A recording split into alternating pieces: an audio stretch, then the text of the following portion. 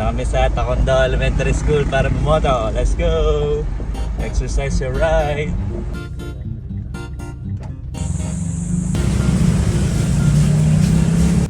Ayan, papasok na po kami sa school, sa elementary school para bumoto. Ayan, marami na rin tao dyan, mga alas 10 ng umaga yan. At pagpasok mo sa school, makikita mo na yung mga pangalan and your present number. Ayan, pero pahirapan din ang paghanap. Pero buti na lang, nandito lang nakita ko na yun. Ayan, papunta na kami sa aming designated precinct.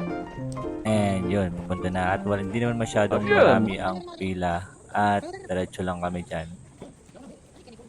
Okay, naghintay lang kami konti. Tapos yun, nakaboto na. Ang bilis. Tapos yun, tapos na. Ang bilis ng boto lang. Kaya bumoto na rin kayo habang maaga para matapos na agad at walang masyadong pila. Ayan.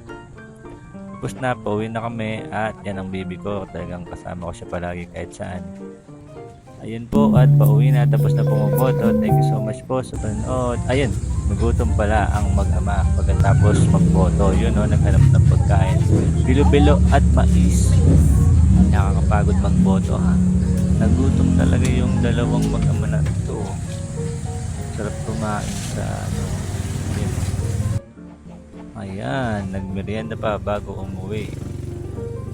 Gutom na gutom, pagod na pagod sa botohan. Alright guys, thank you. Yan, pauwi na kami dyan at papunta na sa aming sasakyan. So, thank you guys for watching. See you next time.